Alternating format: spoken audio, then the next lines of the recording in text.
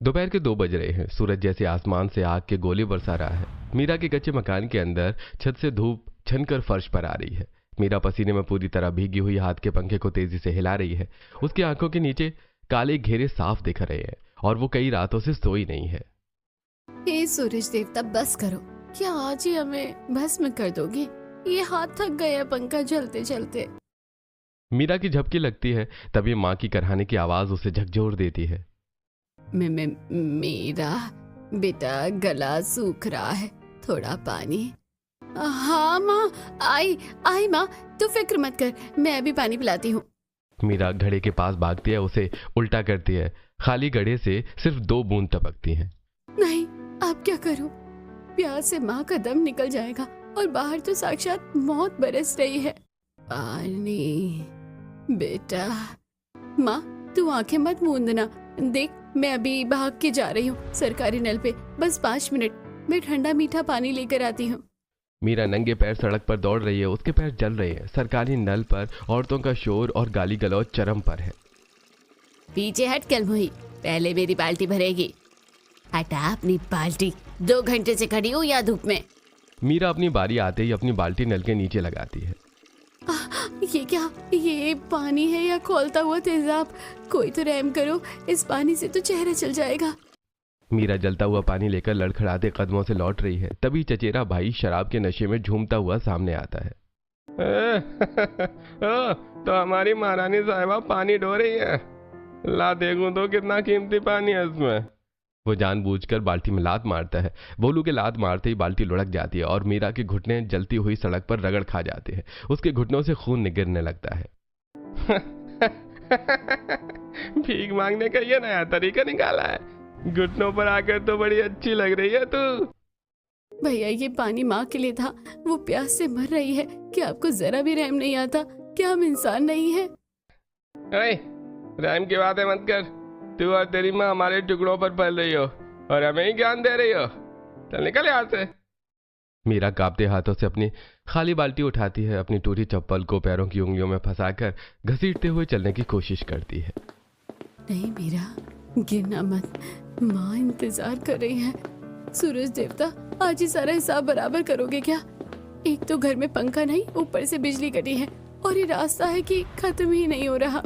दोपहर की लू किसी चाबुक की तरह मीरा के चेहरे पर पड़ रही है। भूख और पानी की कमी की वजह से उसे सामने की सड़क हिलती हुई दिखाई दे रही है। आंखों के आगे अंधेरा छा रहा है। नींद का झोंका उसे बार बार पीछे खींच रहा है। हे भगवान, आंखें जैसी भारी हो रही है। बस मन कर रहा है कि इसी जल्दी सड़क पर लेट जाऊं और सो जाऊं, पर इस बदनसीब के नसीब में नींद कहाँ।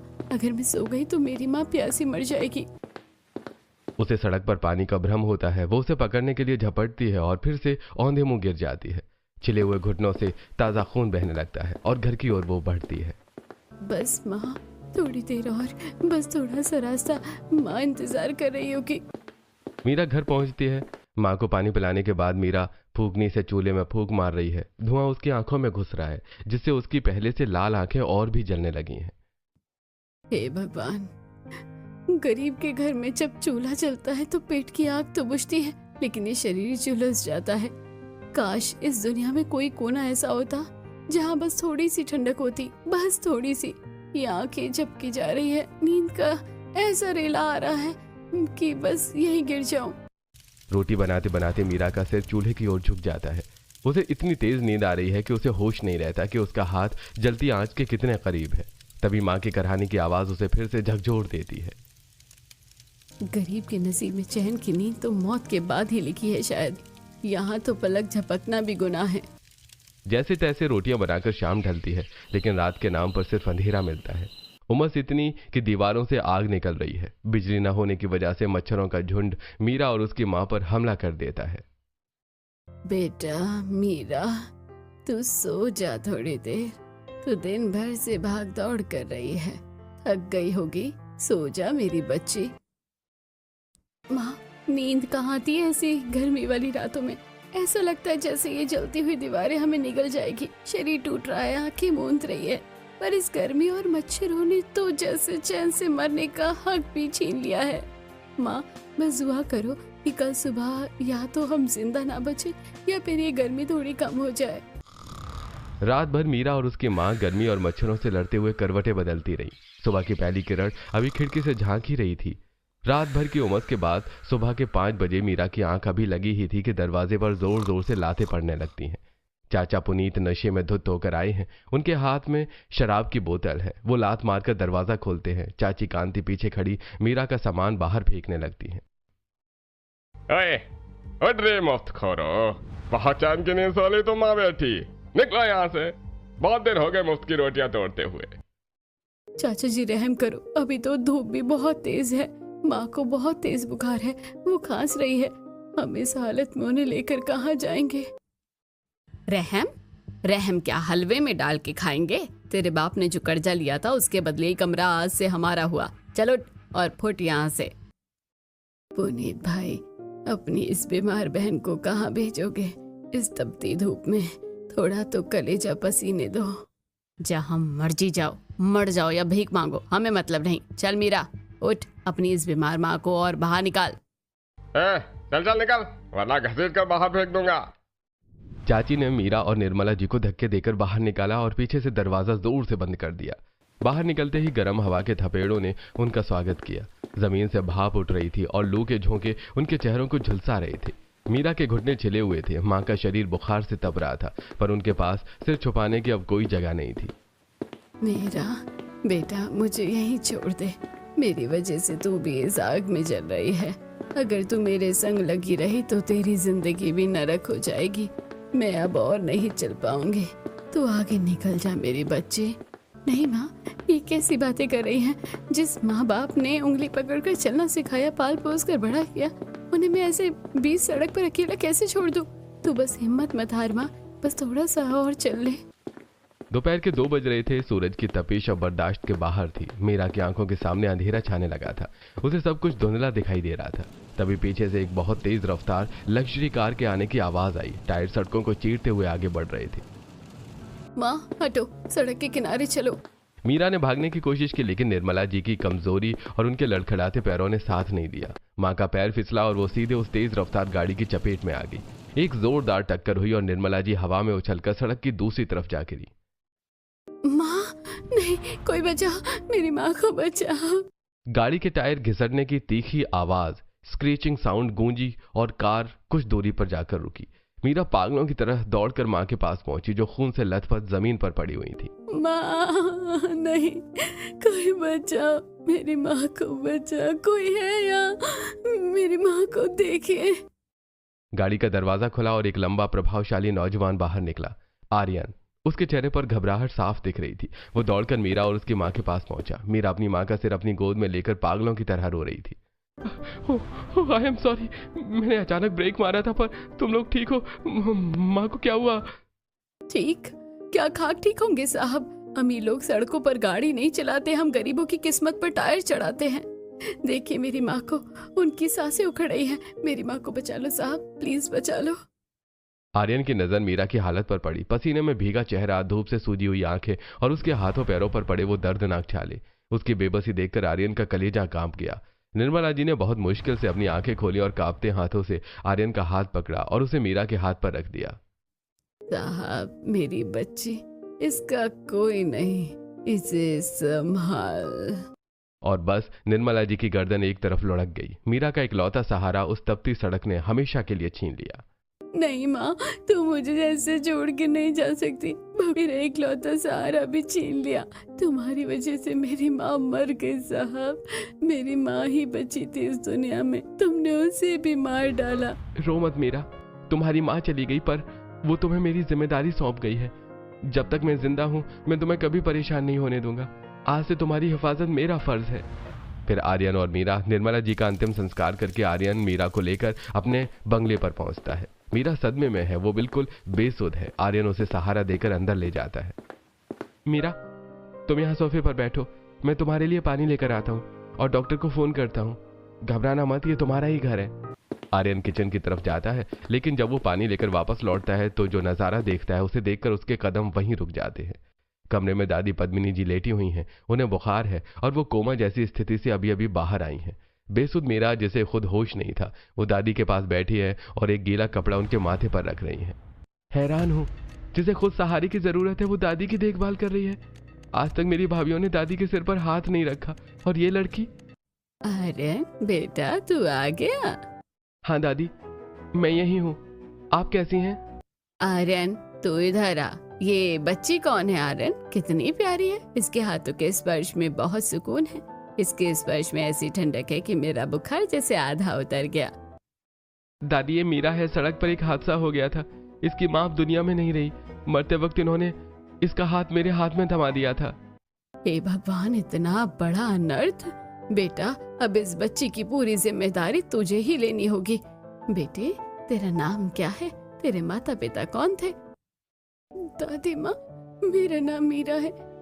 मेरी माँ का नाम निर्मला था और मेरे पिता ने बहुत कर्जा लिया था और चाचा चाची ने हमें घर से निकाल दिया। माँ धूप और प्यास सह नहीं पाई। क्या कहा? निर्मला? निर्मला की बेटी है तू? अरे वो तो मेरी बचपन की सबसे प्यारी सहेली कजरी की बहू थी। हम एक ही गांव में साथ खेले बड़े थे। क्या हुआ उसे और उसके परिवार का ये हाल कैसे हुआ? मीरा की आंखों से आंसू बहने लगते हैं। उसे याद आता है कि कैसे गरीबी ने उसकी परिवार को उजाड़ दिया।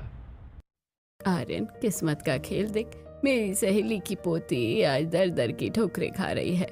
मैं अपनी सहेली को तो नहीं बचा पाई, पर उसकी अमानत को इस घर की इज्जत जरूर बनाऊंगी। आर्यन, तूने इस बेचारी का आखिरी सहारा भी हमेशा के लिए छीन लिया। दादी, मैं अपनी गलती मानता हूँ। जो कहोगे वो करने को तैयार हूँ। बेटा, गलती सिर्फ तेरी नहीं, उन चाचा चाची और उस बेदर्द समाज की भी है।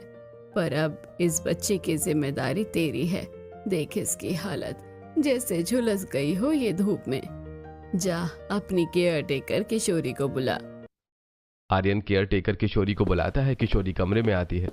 किशोरी, मीरा को ले जाओ, इसे नहलाओ, इसके कपड़े बदलवाओ और इसे कुछ अच्छा खिलाओ। इसे किसी चीज की कमी नहीं होनी चाहिए। किशोरी मीरा को लेकर जाती है। कुछ देर बाद मीरा वापस आती है। उसने एक साफ सुथरी सूती साड़ी पहनी है। बाल करीने से बंधे हैं, लेकिन चेहरे की उदासी अभी भी वही है। वो धीरे से आकर दादी के पास जमीन पर बैठ जाती है। दादी माँ, मुझे कुछ नहीं चाहिए, बस आप मुझे अपने पास रहने दीजिए। मुझे सिर छिपाने के लिए एक छत चाहिए। मेरी माँ ही मेरा सब कुछ थी, अब वो नहीं रही। मैं आपका बहुत ख्याल रखूंगी। आप मुझे यहाँ रहने की इजाजत दे दीजिए। नहीं बेटे, तू यहाँ नौकरानी बनकर नहीं रहेगी। मेरी सहेली की अमानत को मैं दर दर नहीं भटकने दूंगी। आर्यन, इधर आ। जी दादी, बोलिए। आर्यन, तुझे मेरा एक कहना मानना पड़ेगा। अगर तू अपनी इस दादी की इज्जत रखना चाहता है और अपनी गलती का प्रायश्चित करना चाहता है तो तुझे मीरा से शादी करनी होगी। शादी?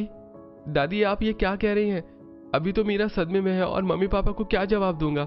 सब दुबई में है, वो कभी नहीं मानेंगे। नहीं दादी माँ, साहब तो बहुत बड़े लोग हैं। मैं तो एक मामूली गरीब लड़की हूँ, मैं इस लायक नहीं।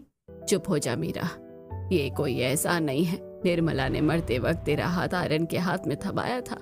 वो एक वचन था। और आर्यन, तू सुन ले, अगर तूने शादी नहीं की तो ये दादी आज के बाद दवा को हाथ तक नहीं लगाएगी।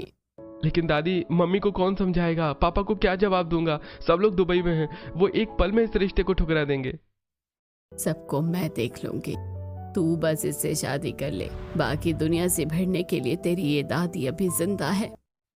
दादी, आप जिद मत कीजिए, पर ठीक है, अगर आपकी खुशी इसी में है तो मुझे मंजूर है। दादी की जिद के आगे आर्यन को झुकना पड़ा। जल्दबाजी में कोर्ट मैरिज की औपचारिकताएं पूरी की गईं। मीरा के पास सोचने का वक्त भी नहीं था। उसकी उजड़ी हुई जिंदगी को अचानक एक नाम मिल गया था। चलो मेरा बेटा, चलो आर्यन, अब हम अपने घर चलते हैं। दादी माँ, हमारा घर कहाँ है? क्या वो यहाँ से बहुत दूर है? मीरा, हमारा घर दुबई में है, हमें समंदर पार जाना होगा। दुबई? पर साहब, मेरे पास तो वो पासपोर्ट भी नहीं है जो बड़े लोगों के पास होता है। मैं कैसे जाऊंगी? फिक्र मत करो, हमारे पास अपना प्राइवेट जेट है। हम किसी लाइन में लगने की जरूरत नहीं है। जिस लड़की ने कभी अपने गांव की सरहद पार नहीं की थी, आज वो हजारों फीट ऊपर बादलों के बीच उड़ रही थी। आलीशान प्राइवेट जेट के अंदर की ठंडी हवा मीरा के शरीर को छू रही थी। वो शरीर जो कल तक सूरज की लू और थपेड़ों को सहने का आदी था। हे भगवान, क्या मैं सच में बादलों के ऊपर हूँ? ऐसा लग रहा है कि जैसे मैं स्वर्ग में जा रही हूँ। कहीं ये कोई सपना तो नहीं? अभी आँख खुलेगी और वही चिलचिलाती धूप सामने होगी। एयर होस्टेस आती है और एक चमकते हुए कांच के गिलास में ताज़ा जूस मीरा के सामने रखती है। मीरा उस गिलास को छूने से भी डर रही है। गिर तो नहीं जाएगा? इतना साफ कांच है कि इसमें मेरा चेहरा दिख रहा है। घबराओ मत मीरा, तुम सुरक्षित हो। दादी और मैं तुम्हारे साथ हैं। साहब, क्या वहाँ दुबई में भी इतनी ही गर्मी होती है? क्या वहाँ भी औरतों को पानी के एक एक घड़े के लिए सरकारी नल पर लड़ना पड़ता है? वहाँ गर्मी तो है मीरा, लेकिन तुम्हारे लिए वहाँ सिर्फ ठंडक होगी। वहाँ पानी की कमी नहीं, पानी की बौछारें तुम्हारा इंतजार कर रही हैं। जैसे जेट दुबई की जमीन पर उतरा, बाहर की चकाचौंध देखकर मीरा की आंखें फटी की फटी रह गईं। मीरा, बाहर कदम रखो, अब तुम्हारी पुरानी जिंदगी का अंत हो गया है और एक नई दुनिया की शुरुआत। दुबई एयरपोर्ट के वीआईपी एग्जिट पर एक लंबी काली और चमकदार रोल्स रॉयस खड़ी है। ड्राइवर हुसैन ने सफेद दस्ताने पहनकर झुकते हुए कार का दरवाजा खोला। मीरा सहम कर पीछे हट गई। उसे लगा जैसे ये कोई कांच का खिलौना है जो उसके छूने से टूट जाएगा। साहब, इतनी बड़ी और चमकती गाड़ी? हमारे गांव के सरपंच की जीप तो इसके सामने धूल जैसी लग रही है। क्या मैं सच में इसमें बैठूंगी? हाँ मीरा, अब से तुम्हारी हर सवारी ऐसी ही होगी।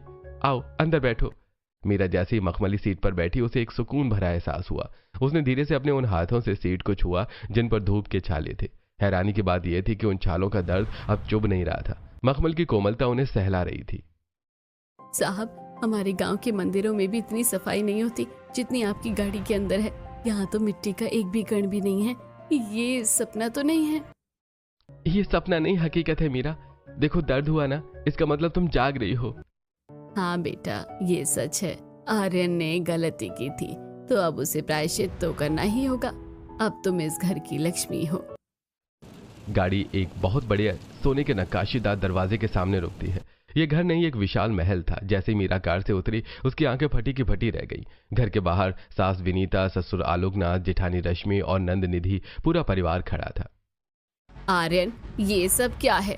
तुम लोग तो अगले महीने आने वाले थे अचानक, और ये फटे पुराने कपड़ों वाली लड़की कौन है जिसे तुम अपने साथ लेकर आए हो? ओह माय गॉड, इसके पैरों की हालत देखो और ये बदबू। आर्यन, क्या तुम किसी अनाथालय से इसे उठाकर लाए हो? बस विनीता, रश्मि, अपनी जुबान को लगाम दो।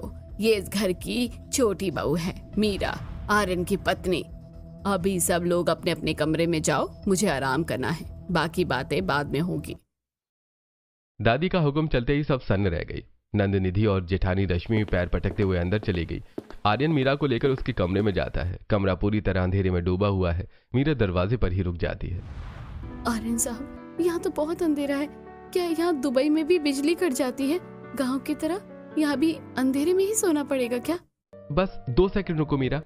जैसे ही मीरा ने अंधेरा शब्द बोला, घर के वॉइस सेंसर्स एक्टिवेट हो गए। अचानक छत पर लगे विशाल झूमर एक एक करके जलने लगे। दीवारों लगी नीली एलईडी लाइट्स चमक उठी। तभी जादुई तरीके से रेशमी पर्दे अपने आप किनारे हट गए और सामने कांच का विशाल दीवार से बुर्ज खलीफा और दुबई की चकाचौंध दिखने लगी। हे भगवान, ये क्या हुआ? अपने आप लाइटें चल गई, पर्दे भी अपने आप हिल रहे हैं। इसे बिजली कटना नहीं, स्मार्ट होम कहते हैं मीरा। इस घर में सेंसर्स लगे हैं जो तुम्हारी आवाज और हरकत से काम करते हैं। ये सब मशीनें हैं, कोई जादू नहीं है। आर्यन उसे वॉशरूम की तरफ ले जाता है। मीरा जैसे ही अंदर कदम रखती है, उसकी चीख निकल जाती है। साहब, ये सब तो सुनहरे सुनहरे हैं। साहब, क्या इनकी पॉलिश नहीं उतर जाएगी अगर मैं इन्हें पानी से छूऊंगी? अरे ये सब नल शावर सब सोने का है, गोल्ड का। क्या ये असली सोना है? हाँ बिल्कुल असली, 18 कैरेट गोल्ड। अब तुम फ्रेश हो जाओ, मैं बाहर ही हूँ। मीरा बाथरूम का दरवाजा बंद करती है और उसने जैसे ही नल के पास हाथ किया, बिना छुए पानी अपने आप बहने लगा। पानी के साथ साथ पूरे वॉशरूम में मोगरे और गुलाब की खुशबू फैल गई। साहब, ये पानी है या इत्र? हमारे सरकारी नल से तो काई की गंदी बदबू आती थी और यहाँ तो खुशबू बरस रही है। अरे मीरा, ये सोना असली है और यहाँ पानी टैंकर से नहीं, खास फिल्टर से आता है जिसमें खुशबू मिलाई जाती है। अब तुम अच्छे से फ्रेश हो जाओ। वॉशरूम से फ्रेश होकर मीरा जैसे ही कमरे में आई, उनकी नजर विशाल बिस्तर पर पड़ी। वो डरते डरते उस पर बैठी। बिस्तर इतना मुलायम था कि मीरा का आधा शरीर अंदर धंस गया। हे भगवान, ये बिस्तर है या रूही का फाहा? गांव में तो खटिया की रस्सियां पीठ में चुभती थी और यहाँ तो ऐसा लग रहा है जैसे मैं बादलों में बैठी हूँ। मीरा जैसे ही बिस्तर पर सीधी हुई, उसकी नजर सामने वाली दीवार पर पड़ी। कमरे की लाइटें धीमी हो गईं और अचानक सामने वाली पूरी दीवार नीले पानी से भर गई। विशाल मछलियां और छोटी शार्क तैरती हुई मीरा की ओर आने लगी। एक इलेक्ट्रिक मछली कांच के बिल्कुल पास आकर चमकी। बचाओ, जाओ साहब, जल्दी आओ, समंदर घर के अंदर घुस आया है, ये मछलियाँ हमें खा जाएंगी, भागो साहब। अरे डरो मत मीरा, शांत हो जाओ। ये समंदर नहीं है, ये एक बड़ा सा एक्वेरियम है। देखो ये कांच लगा हुआ है, मछलियां बाहर नहीं आ सकती। कांच? पर साहब ये तो बिल्कुल असली लग रहा है। और ये मछलियाँ, ये जल कैसे रही हैं? इसमें रोशनी कहाँ से आई? इन्हें इलेक्ट्रिक फिश कहते हैं मीरा। जब तुम रात को सोओगी तो ये मछलियां अपनी रोशनी से कमरे को रोशन रखेंगी। यहाँ बल्ब की जरूरत नहीं पड़ती। मीरा चलो, अब सब लोग नीचे डाइनिंग टेबल पर इंतजार कर रहे हैं, सबके साथ मिलकर खाना खाते हैं।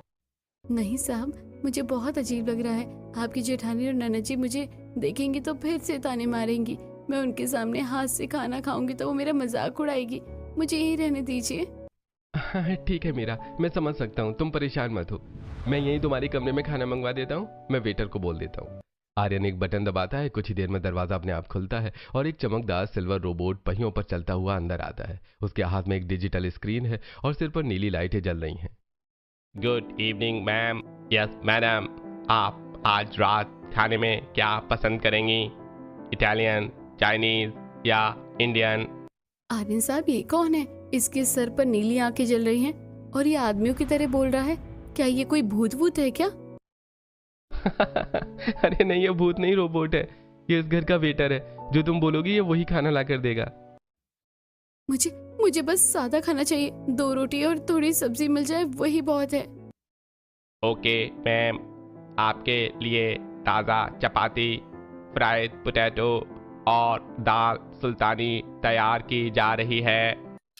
कुछ ही देर में रोबोट सोने की नक्काशीदार थाली लेकर आता है। मीरा उन बर्तनों को देखकर दंग रह जाती है। वो अपनी उंगली से उन नक्काशियों को छूकर देखती है। साहब ये बर्तन, ये तो सोने की तरह चमक रहे हैं। क्या सच में ये सोने के हैं? हाँ मीरा, ये सारे बर्तन शुद्ध सोने से बने हैं। यहाँ तक कि हमारे यहाँ जो चाय भी पी जाती है उस पर भी सोने का वर्क होता है। हमारे यहाँ का रहन सहन ऐसा ही है। अब तुम ये खाना खाओ और सो जाओ। मीरा ने भरपेट खाना खाया। पहली बार उसका पेट भरा था और मन शांत था। जैसे ही वो उस मखमली बिस्तर पर लेटी, कमरे का तापमान सेंट्रल एसी की वजह से बिल्कुल ठंडा हो गया। माँ, देख रही हो, आज तेरी मीरा को पहली बार सुकून की नींद आ रही है। न गर्मी, न मच्छर, न शोर, बस ये नीली मछलियाँ और ये ठंडक। काश माँ तू भी यहाँ होती। आज तेरी मीरा को पहली बार सुकून की नींद आ रही है। एक्वेरियम की नीली रोशनी और एसी की ठंडक के बीच मीरा पहली बार बिना किसी डर और प्यास के गहरी नींद में सो गई। अगली सुबह जब मीरा की आंख खुली तो उसे एहसास ही नहीं हुआ कि सुबह हो गई है, क्योंकि कमरे में अब भी वही ठंडक और शांति थी। वो तैयार होकर कमरे से बाहर निकली। बगल में ही दादी पद्मिनी जी का कमरा था। कमरा आधुनिक मशीनों से भरा हुआ था। दादी माँ प्रणाम। अरे बेटा, तू आ गई, आ मेरे पास बैठ। दादी माँ, आप अब कैसा महसूस कर रही हैं? ये मशीनें, इनसे आपको डर नहीं लगता? नहीं बेटा, अब तो आदत हो गई है।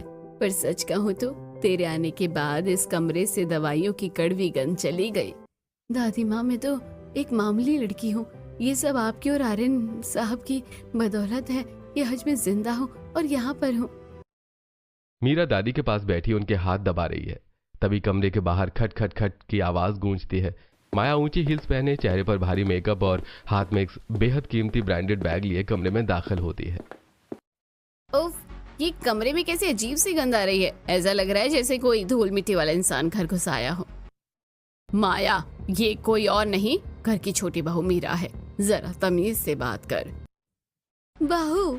दादी माँ, आप मजाक कर रही हैं? ये कचरा उठाने वाली लड़की हमारे खानदान का स्टेटस संभालेगी। इसे तो ठीक से खड़े होने की तमीज भी नहीं है। आर्यन पता नहीं इंडिया के किस कूड़ेदान से इसे उठाकर लेकर आया है। माया की बातें सुनकर माया का चेहरा उतर जाता है। वो मायूस होकर सिर झुका लेती है। माया, जुबान संभाल। मीरा, तू इसकी बातों का बुरा मत मान बेटा। तू जाकर अपने कमरे में आराम कर। मीरा मायूस होकर अपने कमरे में आती है। उसे अपनी माँ की याद सताने लगती है। वो ताज़ा हवा के लिए कमरे की बड़ी सी बालकनी का दरवाजा खोलकर बाहर निकलती है। बाहर निकलती रेगिस्तान की तेज धूप और गर्म हवा ने उसे घेर लिया। यहाँ भी वही आग बरस रही है। मुझे लगा था दुबई में सिर्फ ठंडक होगी, पर ये धूप तो गांव जैसी ही जालिम है। मीरा धूप की तपिश से कांपने लगती है। तभी आर्यन कमरे में आता और मीरा को बालकनी में परेशान देखकर चौंक जाता है। मीरा, क्या कर रही हो? तुम इस धूप में बाहर क्यों खड़ी हो? अरे पागल हो गई हो क्या? यहाँ का तापमान देखो, तुम झुलस जाओगी। साहब, यहाँ भी इतनी गर्मी है। मुझे लगा था यहाँ सब कुछ बदल गया है, पर ये सूरज तो यहाँ भी पीछा नहीं छोड़ रहा। अरे ये दुबई है मीरा, यहाँ बाहर रेगिस्तान है, पर इस गर्मी का इलाज भी हमारे पास है। चलो मैं तुम्हें एक ऐसी जगह ले चलता हूँ जहाँ तुम सब कुछ भूल जाओगी। आर्यन मीरा को घर के एक खास हिस्से में ले जाता है। अंदर चारों तरफ सफेद बर्फ की चादर बिछी है और ऊपर से रुई जैसे बर्फ के टुकड़े गिर रहे हैं। साहब ये क्या है? ये क्या घर के अंदर रुई गिर रही है? ये तो बहुत ठंडा है। इसे स्नो रूम कहते हैं मीरा। यहाँ का तापमान 0 से नीचे है। जब भी तुम्हें गर्मी लगे तुम यहाँ आकर बर्फ का आनंद ले सकती हो। देखो अब लग रही है गर्मी। मीरा उस बर्फ पर बैठ जाती है। ठंडी हवा और शांति की वजह से उसकी आंख लग जाती है। उसे वक्त का पता ही नहीं चलता। जब मीरा को नींद खुलती है वो अपने आलीशान कमरे में वापस आती है। सामने दीवार पर एक विशाल माइक्रो स्क्रीन लगी है। अरे ये कैसा शीशा है? इसमें तो बटन बने हुए हैं। जैसे मीरा स्क्रीन पर टच करती है स्क्रीन का रूप बदल जाता है। उसे आईने में अपना ही अक्स कभी स्टाइलिश गाउन में तो कभी लहंगे में दिखने लगता है। अचानक उसकी नजर एक रॉयल ब्लू साड़ी पर पड़ती है। ओह, ये नीली साड़ी तो बहुत सुंदर लग रही है। काश मैं इसे सच में पहन पाती। जैसे ही मीरा के मुंह से नीली साड़ी निकलता है पास ही खड़ा रोबोट वेटर हरकत में आता है। वो अलमारी से वही रॉयल ब्लू साड़ी निकालकर मीरा के सामने पेश कर देता है। बाप रे आर्यन साहब, ये रोबोट तो जादूगर है। इसने मेरे मन की बात कैसे सुन ली? आईने में जो देखा वो इसने लाकर मेरे हाथों में थमा दिया। अरे ये जादू नहीं मीरा, आर्टिफिशियल इंटेलिजेंस है, यानी कि एआई।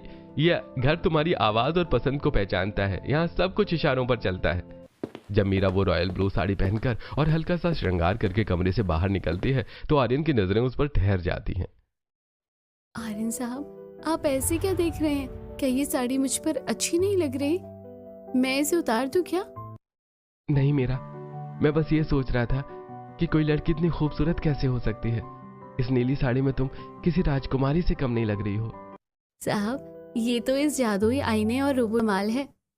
नहीं मीरा, मशीनें सिर्फ कपड़ा बदल सकती हैं, पर जो नूर तुम्हारी आंखों में है वो किसी मशीन में नहीं है। कुछ घंटों बाद मीरा पूरी तरह बदल चुकी है। उसके चेहरे की धूप की कालिमा जा चुकी है। बाल रेशम की तरह चमक रहे हैं और उसने हीरो का एक छोटा सा सेट पहना है। ओह माय गॉड, बूढ़ी घोड़ी लाल लगाम सुना था, आज देख भी लिया। आर्यन, इसे कितने भी महंगे इत्र से नहला लो, इसके अंदर से तो गांव के गोबर की ही गंध आएगी। सही कहा भाभी, शेर की खाल पहन लेने से गीदड़ शेर नहीं बन जाता। बस करो तुम दोनों, इसकी सीरत के सामने तुम्हारी सूरत कुछ भी नहीं है। चलो अब सब खाना खाओ शांति से। रात के खाने का वक्त है। आज मीरा हिम्मत जुटाकर सबके साथ डाइनिंग टेबल पर बैठी है।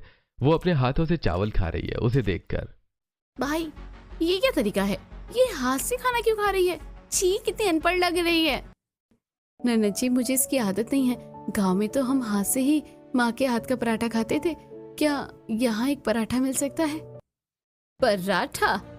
ओह गॉड, यहाँ हम सब डाइट पर हैं और इसे पराठा चाहिए। सुनिए, यहाँ पराठे नहीं बनते, यहाँ कॉन्टिनेंटल खाना मिलता है। मीरा की आंखों में आंसू आ जाते हैं। मीरा अपने कमरे में आकर सो जाती है। आधी रात को अचानक बिजली का एक झटका जैसा लगता है और कमरे की इलेक्ट्रिक मछलियां अपनी पूरी रोशनी के साथ चमकने लगती हैं, जैसे मीरा पर झपट्टा मारती है। बचाओ बचाओ आर्यन साहब, मछली खा जाएगी, बचाओ। मीरा की चीख सुनकर पूरा परिवार, आर्यन, दादी, माया और निधि कमरे में दौड़कर आ जाते हैं। क्या तमाशा है ये? रात के 2 बजे ये चिल्ला क्यों रही है?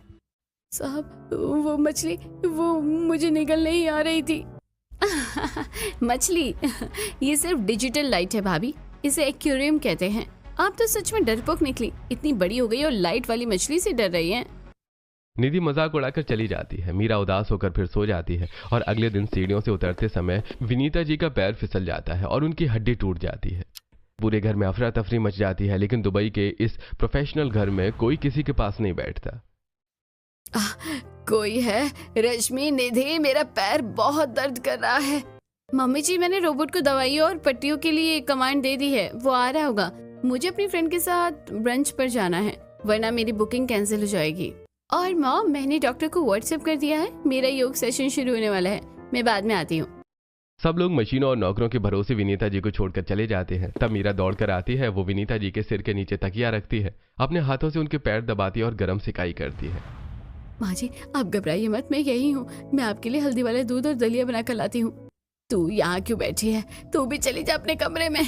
नहीं माँ जी, बीमार को रोबोट के सहारे नहीं, अपनों के सहारे की जरूरत हो। अगले कई दिनों तक मीरा ने विनीता जी की सेवा की। वो समय पर दवा देती, उन्हें नहलाती और उनकी हर छोटी जरूरत का ध्यान रखती। विनीता जी की आंखों में आंसू आ जाते हैं। वो मीरा का हाथ पकड़ लेती है। बेटा मुझे माफ कर दे, मैंने तुझे क्या क्या नहीं बोला, पर मेरी अपनी बेटी ने भी मेरी उतनी सेवा नहीं की जितनी तूने की। तू सच में इस घर की लक्ष्मी है। देख लिया विनीता, ये है संस्कार। तेरी पढ़ी लिखी बहुओं ने तुझे रोबोट के हवाले कर दिया और इस अनपढ़ लड़की ने तुझे माँ का दर्जा दिया। कुछ महीने बाद घर में एक और बड़ी खुशखबरी आती है। मीरा प्रेग्नेंट हो जाती है। अब सास विनीता जी खुद मीरा का ख्याल रखती हैं। 6 महीने बाद दुबई के उस आलीशान बेडरूम में सुबह के 10 बज रहे हैं। मीरा मखमली गद्दे में धंसी हुई गहरी नींद में है। तभी आर्यन कमरे में आता है। अरे ओ कुंभकर्ण की नानी, उठ भी जाओ। सूरज बुर्ज खलीफा के ऊपर पहुंच गया है और तुम अभी तक खर्राटे भर रही हो। ओह साहब, माफ करना, मुझे पता ही नहीं चला।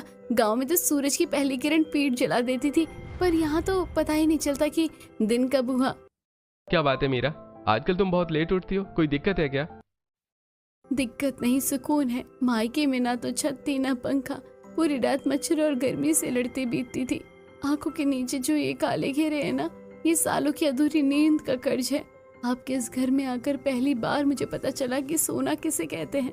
यहाँ की ठंडक मुझे माँ की गोद का एहसास कराती है।